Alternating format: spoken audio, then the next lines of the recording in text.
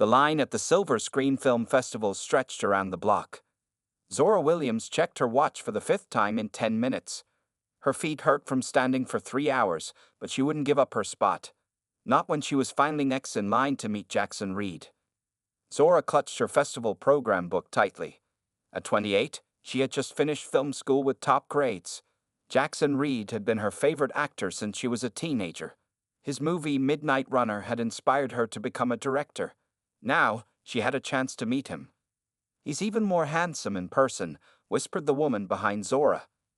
Jackson Reed sat at a table, flashing his famous smile. His blue eyes sparkled under the bright lights as he signed autographs and took photos with fans. His new movie, The Messenger, was the biggest hit of the year, and everyone wanted a piece of him. "Next," called the security guard, nodding at Zora. Her heart beat fast as she stepped forward. She had practiced what to say many times in her head. "Hello, Mr. Reed. I'm a huge fan of your work.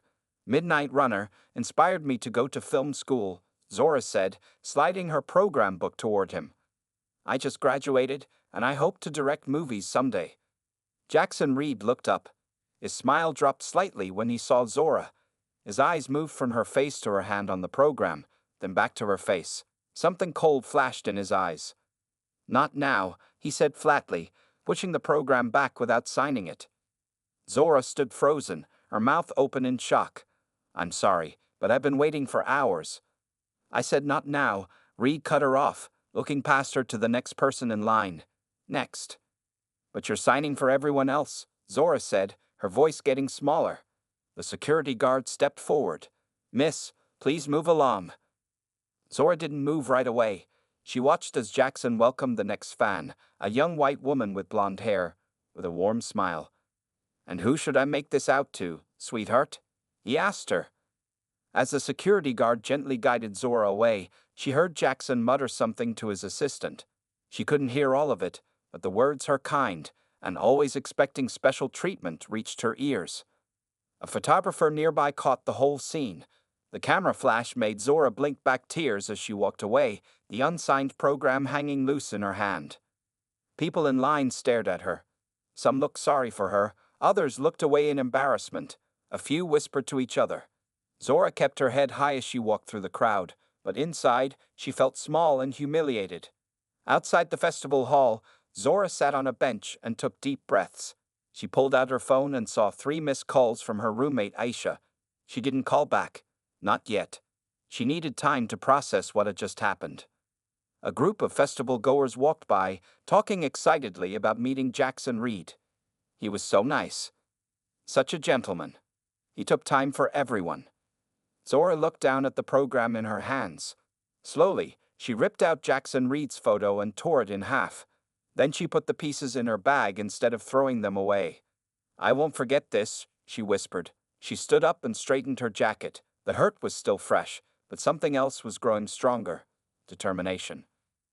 Zora checked the festival schedule on her phone. There was a panel discussion on breaking barriers in film, starting in 15 minutes. As a film school graduate with big dreams, she couldn't miss it, especially now. She walked toward the panel room with new purpose in her step. Someday, she thought, Jackson Reed would remember this day. And so would she. Zora unlocked the door to her small apartment and dropped her keys in the bowl by the door.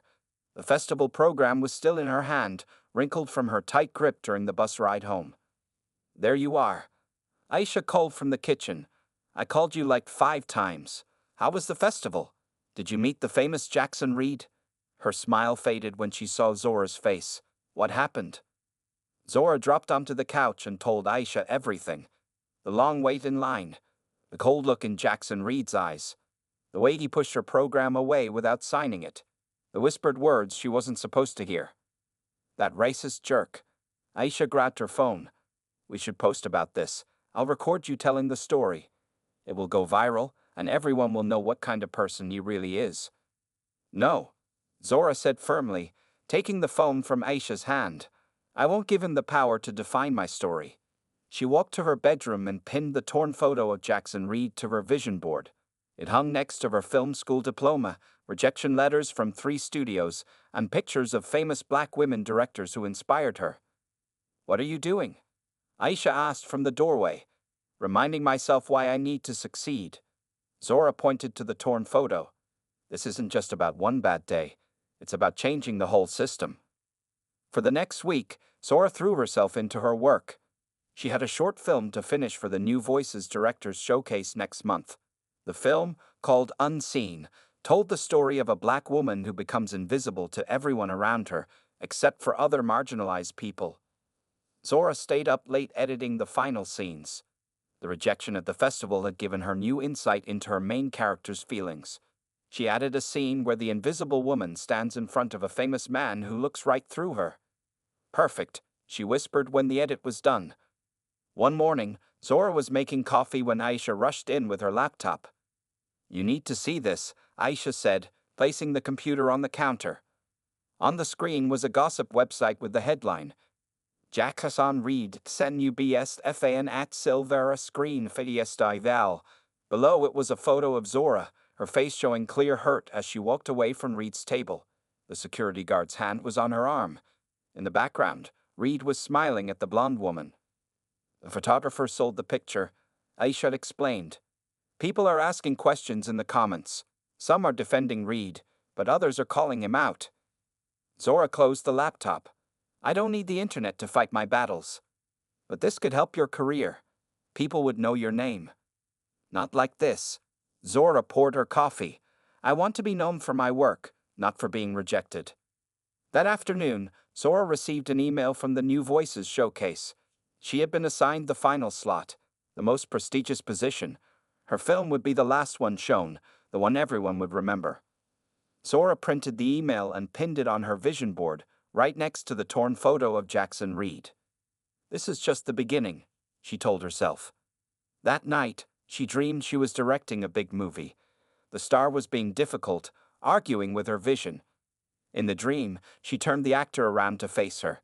It was Jackson Reid. He didn't recognize her, but she knew exactly who he was. Zora woke up with a clear idea for her first feature film. She grabbed her notebook and began writing. Something good was coming from this bad experience. She would turn her pain into art. And someday, she would make sure Jackson Reid knew exactly who she was. 6 months had passed since the incident with Jackson Reid.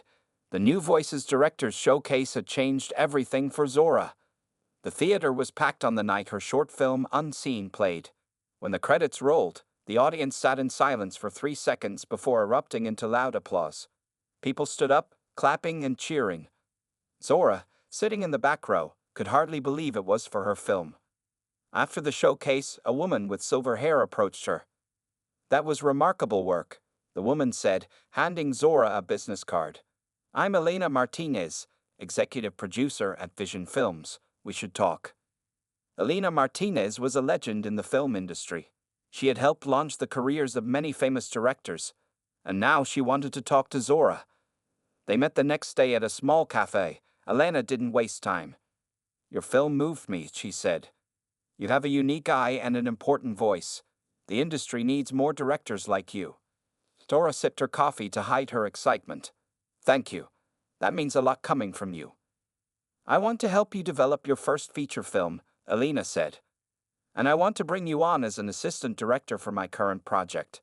It's a small independent film, but it will be good experience. Are you interested?" Zora nearly spilled her coffee. Yes, absolutely yes. Over the next few months, Zora worked harder than ever before. During the day, she was on set learning the ropes as an assistant director. At night, she worked on her own script for a feature film called The Invisible Thread, inspired by her short film but expanded into a deeper story. The hours were long and the pay was low, but Zora loved every minute. She was building her skills and making important connections. Best of all, people were starting to know her name in the industry. Unseen won awards at 3 more film festivals. Each win brought more attention, more meetings, more opportunities. Zora moved out of the apartment she shared with Aisha and into her own small place closer to the studios. Her vision board moved with her.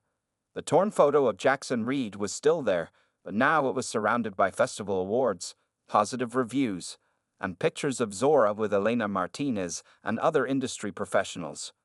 One evening, Zora was editing footage when her phone rang. It was Elena.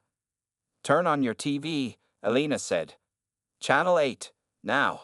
Zora found the remote and switched on the TV. Jackson Reed was on the screen, being interviewed about his newest film. Looking forward to starting production on The Last Light next year, he was saying, "It's the most challenging role I've taken on." And who will be directing? The interviewer asked. That hasn't been announced yet, Reed answered with his famous smile. But I trust the studio to find someone with the vision to match the material. Zora looked at Alina's name on her phone screen. Why are you showing me this? Because, Alina said, her voice excited, the director they chose just quit over creative differences. The studio is scrambling to find a replacement. I've recommended you. Zora nearly dropped the phone. Me? For a major studio film? With Jackson Reed? Yes, and yes, Alina said. They were impressed by Unseen and your work as my assistant. They want to meet you tomorrow. Zora looked at her vision board, at the torn photo of Jackson Reed. She had pinned it there to remind herself why she needed to succeed. She never imagined success might bring her face to face with him again. I'll be ready, Zora said, a smile spreading across her face. Tell them I'll be there. Zora arrived at Paragon Studios 30 minutes early. She wore her best black suit and carried a folder with her ideas for The Last Light. Her heart beat fast as the security guard checked her name on the list and pointed her to the main building. 7th floor, Conference Room B, he said. The elevator ride felt like forever. Zora checked her reflection in the mirrored walls and took deep breaths. This was the biggest opportunity of her career. Alina was waiting outside the conference room. Ready? She asked. As ready as I'll ever be, Zora replied. Inside, 4 people sat around a large table. Robert Chin, the head of the studio, Mia Donovan, the producer, David West, the writer, and Thomas Gray, the casting director. Ms. Williams, Robert stood up and shook her hand. Thank you for coming on short notice. Zora sat down next to Alina. Thank you for considering me. Your work on Unseen impressed us, Mia said. And Alina speaks very highly of you. We're in a tight spot, Robert explained. Our director left 3 weeks before we start filming. We need someone who can step in quickly and deliver. Tell us your vision for The Last Light, David said, tapping his pen on the script in front of him. Zora opened her folder and laid out her ideas. She had stayed up all night reading the script and preparing notes. The story was about a man who discovers he has a rare disease and tries to make amends with people he has hurt before he dies. The script is about redemption, Zora said. But I think it's also about seeing people, really seeing them, maybe for the first time. For the next 20 minutes, Zora explained her ideas for camera work, lighting, and the overall tone of the film. The others asked questions and seemed impressed with her answers. Then Thomas Gray cleared his throat. There's something we should discuss. Jackson Reed is our lead actor. He can be challenging to work with, especially for a new director. Are you concerned I can't handle him? Zora asked. It's a valid question, Robert said. This is a $15 million film.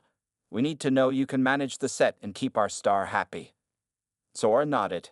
I understand your concern, but I believe in clear communication and mutual respect. I've worked with difficult personalities before. What she didn't say was that one of those difficult personalities was sitting across from her right now.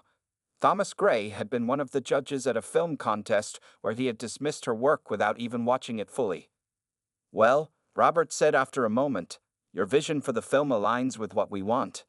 If Alina vouches for you, that's good enough for me. She does, Alina said firmly. Then let's move forward, Robert decided. We'll need you to meet with Jackson tomorrow. If that goes well, the job is yours. Zora kept her face neutral, but inside her stomach turned. Tomorrow she would see Jackson Reed for the first time since he had snubbed her at the film festival. After the meeting, Alina walked Zora to her car. You didn't tell them about your history with Reed, Alina observed. Would you have? Zora asked. Alina smiled. No, but he might recognize you. I don't think he will, Zora said. People like him don't really see people like me. That night, Zora couldn't sleep. She kept thinking about what she would say to Jackson Reed. Should she remind him of their first meeting? Should she pretend it never happened? In the end, she decided to let fate decide. If he remembered her, she would address it. If not, she would focus on the job at hand, directing him in the best performance of his career. Zora looked at her vision board one last time before trying to sleep. She touched the torn photo of Jackson Reed and whispered, "See you tomorrow." Zora arrived at the studio lot the next morning, wearing a crisp white shirt and black pants. Today, she would meet Jackson Reed as his director, not as a fan. The meeting was set for 10:00 a.m. in the main production office. Zora got there 15 minutes early and reviewed her notes. At 10:30, Jackson Reed finally walked in. "Sorry I'm late," he said, not sounding sorry at all. He wore sunglasses indoors and carried a coffee cup. Traffic was terrible. Zora stood up and held out her hand. "Jackson Reed. I'm Zora Williams, your new director." Jackson took off his sunglasses and looked at her. His eyes moved up and down, taking in her appearance. He shook her hand quickly, then let go. "You're the director?" he asked, his voice showing surprise. "I thought Elena Martinez was directing." "Elena is the producer," Zora explained. "I'm directing." Jackson sat down and frowned. "No offense, I've never heard of you. What have you directed before?" "Several short films, including Unseen, which won awards at 3 festivals. I've also worked as assistant director with Elena." Jackson did not look impressed. "So this is your first real movie?" "It's my first studio feature," Zora said calmly, "but I'm well prepared and excited about the project." Jackson leaned back in his chair. "Well, let's see how it goes." For the next hour, Zora shared her vision for the film and for Jackson's character, Michael. She explained how she saw his journey from a selfish man to someone who learns to care about others. Jackson listened but kept checking his phone. When Zora finished, he had many questions, most of them challenging her ideas. "I see Michael as more angry than sad," he said, "and I think the ending should be different." "I understand your perspective," Zora said, "but the script is clear about Michael's emotional journey. He's not angry, he's afraid." Jackson's face hardened. "I've been acting for 15 years. I think I know a bit more about character development than a first-time director." Zora took a deep breath. "I respect your experience, Jackson, but I'm the director. My job is to see the whole picture, not just one character." After the meeting, Mia Donovan, the producer, pulled Zora aside. "How did it go?" she asked. "Challenging," Zora admitted, "but manageable." Mia looked worried. "Jackson called Robert after your meeting. He's concerned about working with an inexperienced director. Is the studio backing out?" Zora asked, her heart sinking. "No," Mia said. "Robert told him to give you a chance. But be careful. Jackson can make things difficult if he wants to." Over the next 2 weeks, Zora worked hard to prepare for filming. She met with the crew, scouted locations, and made final casting decisions for the supporting roles. Jackson was difficult at every step. He questioned her choices, arrived late to meetings, and often went directly to Robert with complaints. "He's trying to get you fired," Elena warned Zora one evening. "Are you sure you don't want to tell me what happened between you two?" "Nothing happened," Zora said. "He just doesn't like taking direction from someone like me." On the day before filming began, Zora called a meeting with the entire cast and crew. Jackson arrived last, walking in just as she started speaking. "Tomorrow we begin telling an important story," Zora said. "A story about a man who learns to see beyond himself. Each of you is essential to making this film great. I value your talent and your input." She looked directly at Jackson. "Make no mistake, I am the director. I make the final decisions. If anyone can't work with that, now is the time to leave." Jackson stared back at her. For a moment, Zora thought he might walk out. Instead, he nodded slightly. The room was silent. Then the cinematographer started clapping. Others joined in. Zora had won the first battle, but the war was just beginning. 3 weeks into filming, things were going better than Zora expected. The crew respected her, and even Jackson had started to follow her directions, though he still made small comments about her choices. Today they were filming one of the most important scenes in the movie. Jackson's character, Michael, had to face a man he had hurt years ago and ask for forgiveness. It was a powerful scene that required deep emotion. "Action," Zora called. Jackson began the scene, but something was missing. His words sounded right, but Zora could tell he wasn't feeling the emotion. Cut. She called after the first take. Jackson, can we talk? They walked to a quiet corner of the set. The words are good, Zora said, but I'm not feeling the regret. Michael needs to truly understand how much he hurt this man. Jackson frowned. I'm playing it exactly as written. It's not about the words, Zora explained. It's about what's behind them. Michael spent years ignoring this man, treating him as if he didn't matter. Now he sees him, really sees him, maybe for the first time. Jackson shook his head. I don't know what you want from me. Zora thought for a moment, then made a decision. Let me tell you a story. 2 years ago, I stood in line for 3 hours at a film festival to meet an actor I admired. Jackson looked bored but listened. When I finally got to the front of the line, this actor refused to sign my program. He looked right through me while signing autographs for everyone else. As I walked away, I heard him make a comment about her kind, always expecting special treatment. Jackson's expression changed slowly from boredom to confusion. That actor never saw me as a person, Zora continued. He never considered how his actions might hurt me, just like Michael never saw the people he hurt. Jackson stared at her, his eyes widening with recognition. The Silver Screen Festival, he said quietly. That was you. Zora nodded. Yes, that was me. Jackson looked around, suddenly aware that crew members might be watching. Is that why you took this job? To get back at me? No, Zora said firmly. I took this job because I earned it, because I'm good at what I do, and right now, I need you to be good at what you do. She looked him directly in the eyes. Can you remember how it felt to dismiss someone without a second thought? Can you remember what it was like to have that power? And then can you imagine how it would feel to realize you were wrong, to face that person again and know you have to make it right? Jackson was silent for a long moment. Then he nodded. I can try. That's all I'm asking, Zora said. Let's go again. They returned to the set. The crew was waiting. Zora called for quiet. Action, she said. This time, Jackson's performance was completely different. His eyes showed real pain. His voice shook with emotion. When he asked for forgiveness, everyone on set could feel his character's regret. I didn't see you, Jackson's character said to the man he had hurt. I looked right at you, but I didn't really see you. Tears formed in his eyes, real tears, not acting. The camera captured everything. Cut.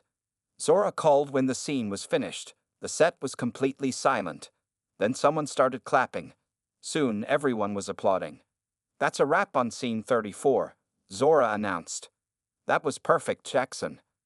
Jackson didn't respond. He walked quickly to his trailer without looking at anyone. The cinematographer approached Zora. Whatever you said to him, it worked. That was the best performance I've ever seen him give. Zora smiled. Sometimes people just need to remember what it feels like to be on the other side. She watched Jackson's trailer door close. He finally saw her. Now she waited to see what he would do with that knowledge. The next morning, Zora arrived on set early to prepare for the day's shoot. She was reviewing the shot list when a knock came at her office door. Come in, she called. Jackson Reed entered, carrying 2 cups of coffee. He looked different today. No sunglasses, simple clothes, and none of his usual swagger. I brought you coffee, he said, placing 1 cup on her desk. I wasn't sure how you take it, so I brought cream and sugar packets. Black is fine, Zora said, surprised by the gesture. Thank you. Jackson sat down across from her. For a moment, he just stared at his coffee. Then he looked up. I'm sorry I didn't remember you, he said. Zora raised an eyebrow. Is that what you think you should be sorry for? Not remembering me? Jackson shifted uncomfortably. I mean, I'm sorry about what happened at the festival. I was having a bad day and... Stop, Zora said firmly. Let's be clear. You didn't not remember me. You dismissed me. You looked right at me and decided I wasn't worth your time while happily signing autographs for others. And then you made comments about my kind that I wasn't supposed to hear. Jackson's face flushed. I don't think I said anything like that. You did, Zora said. But this isn't about making you feel guilty. It's about being honest. If we're going to finish this film together, we need to start with the truth. Jackson was quiet for a long time. Finally, he nodded. You're right. I remember now. I did say something inappropriate. And I did treat you differently than other fans. Why? Zora asked. I don't know, Jackson said quickly. Then he sighed. No, that's not true. I do know. I had some ideas about who my fans should be. I thought my real fans looked a certain way. You mean white? Zora said bluntly. Jackson looked away. Yes, I grew up in a small town where everyone looked like me. I carried those attitudes with me, even after I became famous. I never examined them. I just acted on them without thinking. And now? Zora asked. Now I see how wrong I was, Jackson said. Not just at the festival, but in how I've treated you these past weeks. I questioned your ability because of how you look, not because of your work. Zora took a sip of her coffee. Well, at least you're being honest now. I want to do better, Jackson said. I'm not asking for forgiveness. I just want you to know that I'm listening now, and I'm learning. Good, Zora said, because we still have 4 weeks of filming, and I need my lead actor fully committed. I am, Jackson promised. No more complaints, no more questions. You're the director. I trust your vision. As the days passed, Jackson kept his word. He arrived on time, followed Zora's directions, and even defended her choices when a studio executive questioned a scene that went over budget. One evening, after a particularly good day of shooting, Zora found Jackson sitting alone, looking at the day's footage on a monitor. That scene worked really well, she said, sitting beside him. Because you knew exactly how to shoot it, Jackson admitted. You see things I don't see. That's my job, Zora said with a small smile. Can I ask you something? Jackson said. Why didn't you tell anyone about what happened at the festival? You could have made things very difficult for me. Would that have changed anything? Zora asked. I didn't want revenge. I wanted to succeed. And I wanted to make a good film. Jackson nodded slowly. Well, we're definitely doing that. This might be the best work I've ever done. I know, Zora said confidently. That's why I wanted you for this role, despite our history. You're a good actor, Jackson. Now you have a chance to be a good person, too. As they sat watching the footage, Zora realized something had changed between them. Not friendship exactly, but a kind of respect. It was a beginning. 1 year later, Zora stood backstage at the Pacific Film Awards, listening to the buzz of the crowd. Her heart pounded as she smoothed the front of her elegant gold dress. Nervous? Alina asked, appearing beside her. A little, Zora admitted. I still can't believe we're here. The Last Light had become the surprise hit of the year. When it premiered 6 months ago, critics praised the film's emotional depth and Jackson Reed's career-defining performance. Many reviewers specifically mentioned Zora's masterful direction and fresh vision. Now the film was nominated for 6 awards, including Best Director for Zora and Best Actor for Jackson. You deserve to be here, Alina said. Your film touched people. That's what great art does. The ceremony began. Zora sat between Alina and Mia Donovan, with Jackson and his wife a few seats away. Jackson caught her eye and gave her a small nod.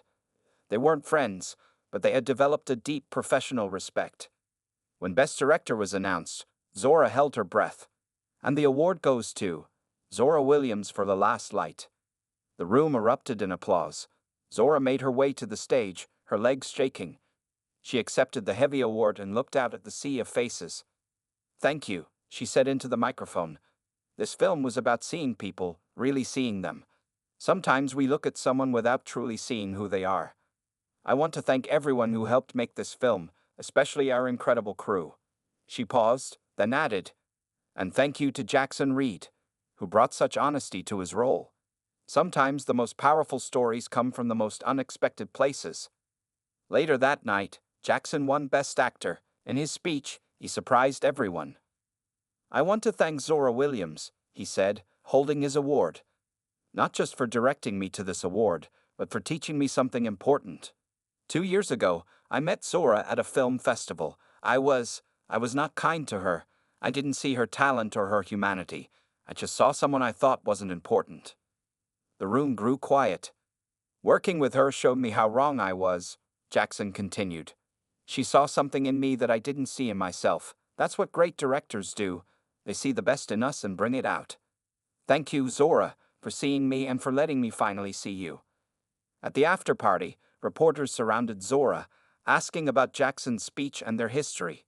We had a rocky start, Zora said simply, but making this film helped us both grow. That's what matters. Later, Jackson approached her with 2 glasses of champagne. Congratulations, Director Williams, he said, handing her a glass. Congratulations to you too, Mr. Reed, she replied. Jackson pulled something from his pocket, a worn program from the Silver Screen Film Festival. I found this in my old things, he said. I wonder if you would sign it for me. Zora looked at the program, then back at Jackson. She laughed softly. I have a better idea, she said. I'm starting production on my next film in 3 months. It's called Full Circle. I'd like you to read for the lead role. You want to work with me again? Jackson asked, surprised. The role is perfect for you, Zora said. And I think we bring out the best in each other professionally. Jackson smiled. I'd be honored. As they clinked glasses, Zora glanced around the room.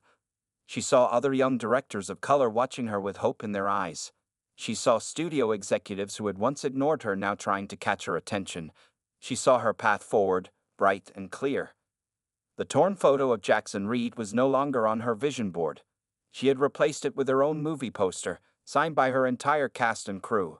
She had moved beyond revenge to something more powerful, success on her own terms. As she sipped her champagne, Zora made a mental note to call Aisha tomorrow. She needed to tell her old roommate about her plans to start a mentorship program for young filmmakers from underrepresented backgrounds. After all, the best revenge wasn't just personal success, it was opening doors for others to follow.